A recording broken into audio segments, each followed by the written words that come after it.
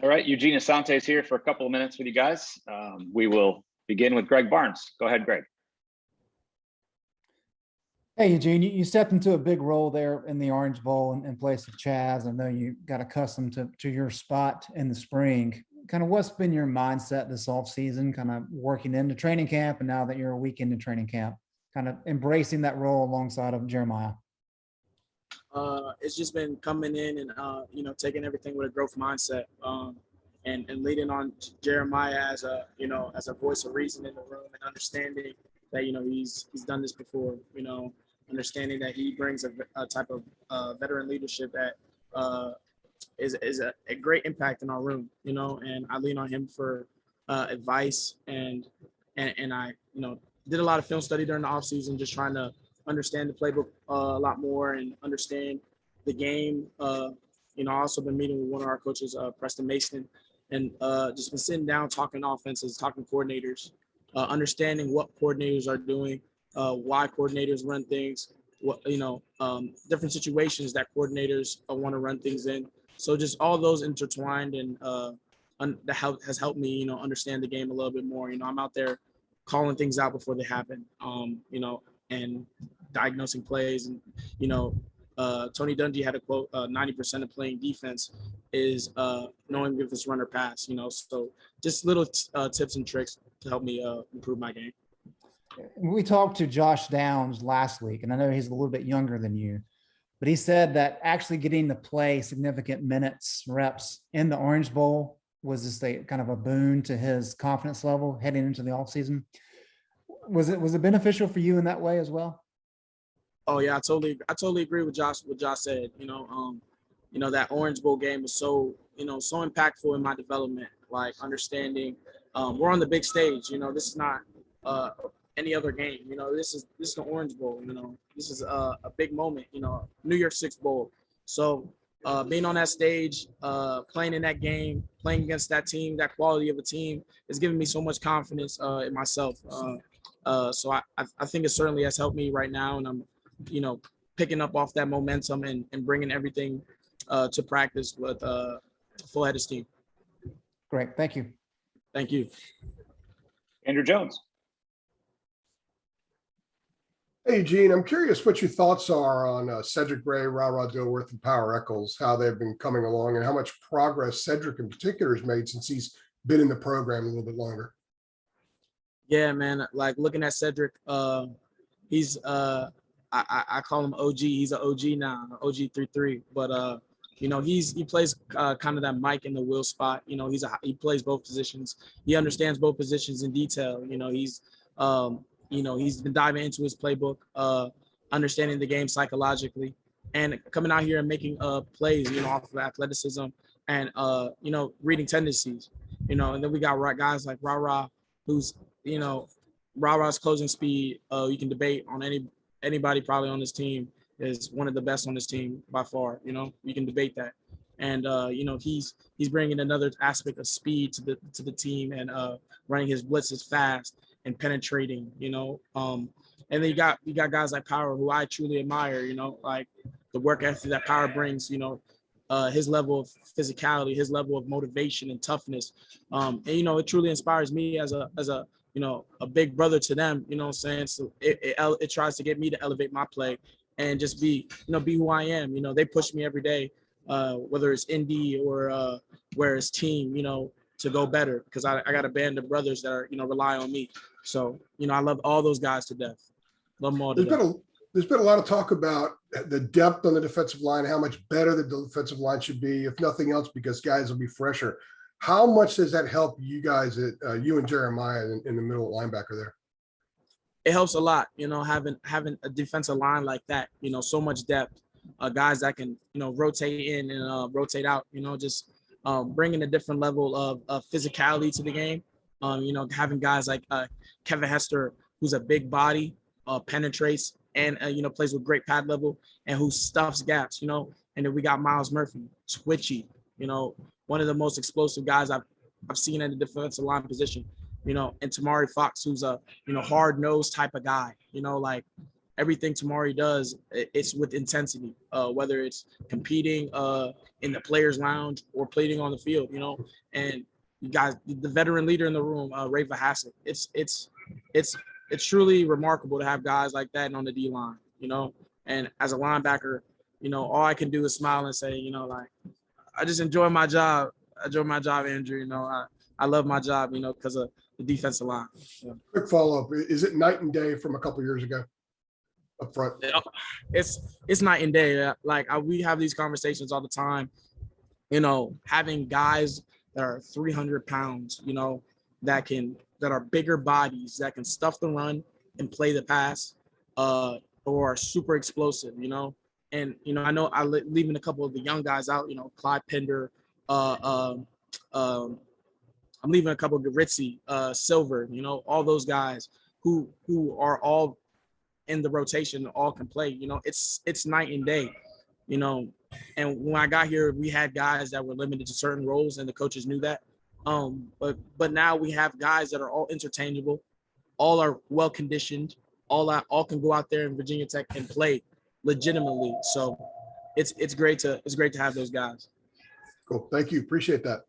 Thank you, Andrew. Michael Coe, go ahead. Hi, Eugene. You kind of alluded to this in your last answer, but how important is versatility to your game as a linebacker? I think versatility in terms of my game is important because you don't want to ever be limited to certain things you want to do on the football field, you know, and those are things I always try to improve on and work. You know, this offseason I've also been working my coverage, you know, so if I'm lined up, you know, on Josh Downs, you know, I feel a lot more confident, you know. I'm more patient. I'm able to, you know, and he's one of the toughest guys to guard on the team. The DBs will tell you that, you know, and I feel more confident on JD, you know, being lined up inside and playing on him, basically man coverage, you know, I'm on my own. So being versatile is a great thing, you know, and then being able to come up and play that run.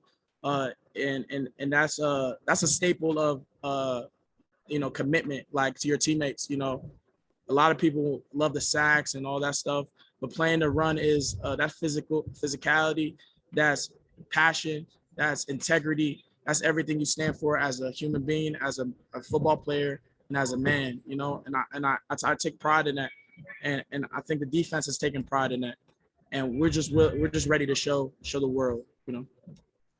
Thank you. Thank you. CL Brown, go ahead, CL. Hey, Eugene. Coach Brown has been talking about, you know, fewer reps and more production and getting guys breaks to keep them fresh throughout a game. But the inside linebackers, it seemed like Chaz and Jeremiah like never came out last year. And it also seems like this year, the depth at linebacker, while you have some depth, it goes from experience to more inexperience. So do you anticipate still being out there most of the reps, or do you see where you're going to be coming in and out of the game to keep you fresh? I mean, I think, CL, that's all dependent on like kind of how the coaches feel, you know. The only thing I can control as a player is my conditioning, you know, and how I feel during the games, you know. And I took a lot of pride in the team shuttles we did with the coaching staff, the strength staff, Coach Hess, Coach Miles, Coach Blue, Coach Heck. You know, I took a lot of pride in coming in first and during our conditioning circuits, you know, showing the coaches that I'm able to go all 4 quarters, you know, and I take pride in, you know, being that type of player, you know, kind of like a workaholic. That's just what I take pride in. So, you know, I think that's all dependent on the coaching staff. You know, we've got good enough guys so where we can rotate, truthfully. But, you know, that's kind of all dependent on how the coaches feel. And is there an area of improvement that you've made that kind of we're going to watch on that first game against Virginia Tech and be like, wow, we didn't know Eugene could do that? Like, is there an area that, you know, you've been working on kind of that people might be surprised about? Yeah, I think it's probably 2 things. Pass rush. You know, I've been working pass rush moves and getting in the field move with guys that rush the passer, asking questions, you know, kind of being a sponge, just asking Tamari Fox, you know, asking the guys that are real good pass rushers on the team, what can I do? What can I use? You know, and a lot of it's speed based, using my speed, using my leverage, being able to dip under blocks, you know, all those types of things. And probably just bringing more physical collisions to the football field. You know, that's who I am, and that's what I take pride in. That's my, you know, that's my DNA. That's my, you know, my spirit. Everything I bring to the table. You know, just being more physical, creating more collisions, and you know, trying to get that ball out. You know, we started something actually with the team.